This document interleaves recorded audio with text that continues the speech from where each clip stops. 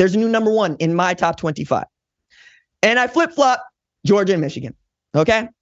It's 5 games in. We're damn near to the halfway point of the season, so we can do some evaluation. Now, I understand you will tell me, and you will be right, that Michigan ain't played nobody. And I will tell you what I tell everybody. You play the teams that are on your schedule, okay? That's all you can do. So that's number one. Number two is, all right, you got nobody that you played against. Did you dominate those nobodies that you played against? Michigan damn sure has.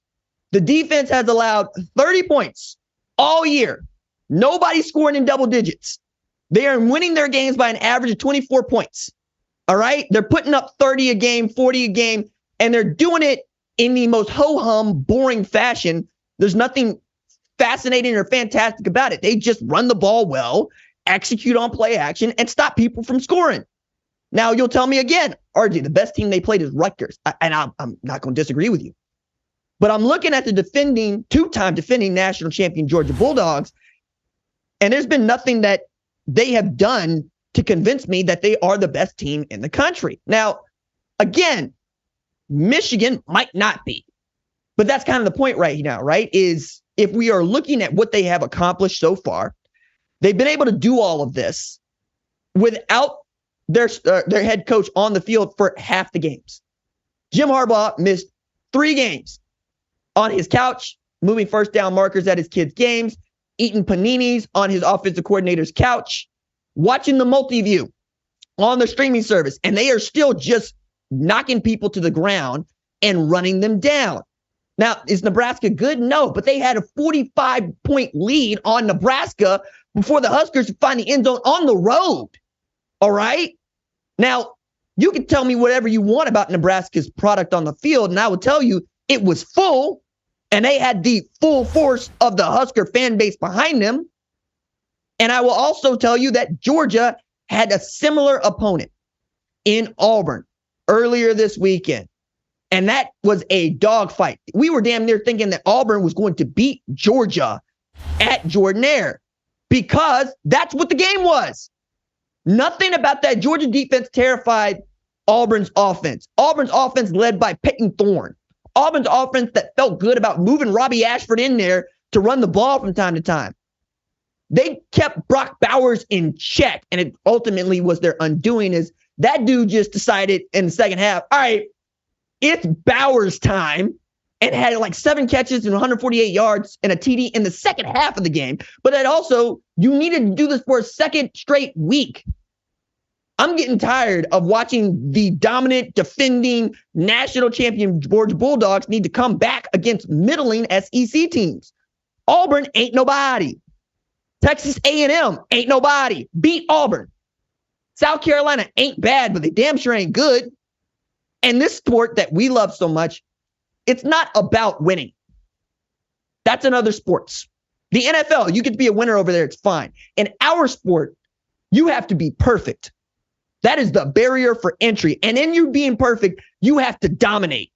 So if I see teams that are perfect, like Michigan and Georgia, the next question I ask is, did you dominate your competition? Nothing about Georgia's offense or defense screams dominant. You still have some convincing to do.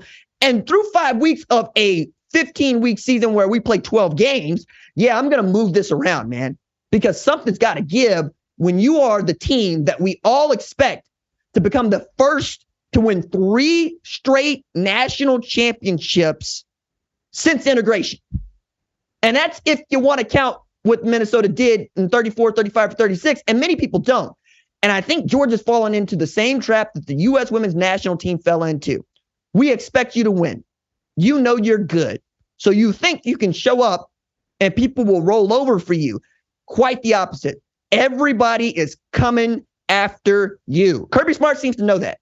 I would like to see that his kids know that too. We're going to find out here in the next few weeks. They got a tough Kentucky team that wants their head too, right?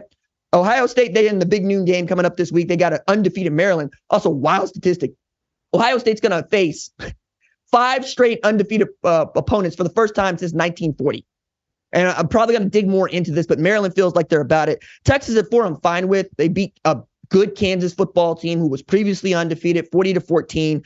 They look like the kind of team that I've been saying that they might be all year. They're going to have to do more to prove it to other folks. Penn State's Penn State. I moved Oregon to 6 off the strength of that common opponent win with Colorado. You put Colorado in check the way that you did, and then SC allows 41 and lets a 48-14 lead get away from them and had themselves really in a bind if Shedeur Sanders doesn't check the runs and decides to just go with his talent. But you're also looking at Caleb Williams, who had 6 TDs, ho-hum in this game, and over 400 yards passing, ho-hum in this game, and Marshawn Lloyd, who was just outstanding. Like, I don't know that I've seen a better play this year. I know we've seen some catches, but this man was dead to rights on this play, and he turned around, reverse field, found blocks, got a block from the quarterback, and made it to the end zone. At times, I was going, I know that Caleb Williams is your best player, but you ain't got to use him. Let Marshawn Lloyd do his thing, and then you got Caleb Williams rolling to his left, looking downfield, hitting people in stride. I think I'm still in on SC, but I can't ignore what Oregon did against Colorado, and I can't ignore what Oregon did against Stanford. I just want to see those two teams play in the worst way because I have a sneaking suspicion that those are the two best teams in the conference, but I'm open to be told I'm wrong, and I'm open to them showing it. But no, I'm not open to being told I'm wrong. I'm open to them showing that I'm wrong. Let's be very clear about this, all right? So if you're Washington, you go beat Oregon, fine, cool. Like what Oregon State did against Utah. But I'm not going to give that up until we get there. I got Florida State at 9. I don't know what there is to know about this team at this point. Mostly because their best win was LSU. At a time when people thought LSU was the 5th best team in the country. Okay. LSU just gave up 55 and 706 to Ole Miss, who couldn't move the football against Alabama, an Alabama team that got beat by Texas in Tuscaloosa. Okay? Who is Florida State beating now? LSU. Cool. Who else? Clemson. Duke beat them first. Now, they got Duke later on in the schedule. But knowing what this team has been hot and cold and that they didn't lead Clemson until the overtime period, and it was such a big deal for them to beat Clemson, is that your bowl game this year? I just need you to do more to prove it, but I'm going to keep you a top 10 team because that's what you earn. I got Notre Dame right where AP does. Again, win out, takes care of itself. Same thing with Alabama. Oklahoma, again, you're going to get a lot of Oklahoma from me, but I think 12 is a good spot for them right now. And as I go through this, I'm a little bit higher on LSU than the AP, right? I got them at 20, they got them at 23. But Kentucky and what they did to Florida has me wondering, is Kentucky good? Or did Florida just play its best football game against Tennessee and nobody else? I just don't know. And maybe that's what it is, right? Because Florida-Tennessee is a lot like, well, I'm not even going to say that. I'm not going to say that. I'm just going to say that it means a lot for Florida to beat Tennessee and vice versa, right? So maybe you get up for that game in the way you don't. But this Maryland team at 24, I got them ahead of a Fresno State or a Louisville. What I said to Mike Loxley right here on this show as we're doing Big Ten media days is, hey, coach, I like the schedule. And you could be 5-0 by the time you play Ohio State. And he said, RJ, you already counting wins on me, bro? Can you not? I'm like, hey, look who was right. You know what I'm saying? Now you get to go to the shoe.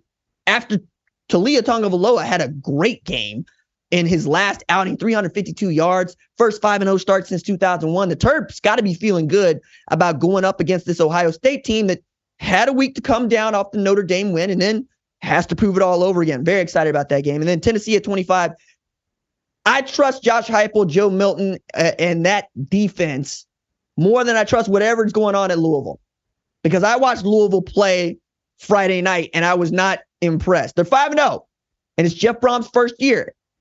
And you got Jack Plummer back there operating for you, but there was nothing about what they did against NC State that said to me, you should be in the top 25 ahead of teams like Tennessee, Maryland, or even UCLA for that matter, who I think is going to be outstanding and good. Man, Missouri's right there. Imagine Missouri being the difference between Georgia playing in the SEC championship and not. I can't wait. I'm going to be all here for it. Thank you for watching the #1 college football show. Please remember to subscribe to the channel and like this video so that you don't miss any of the best college football coverage in America.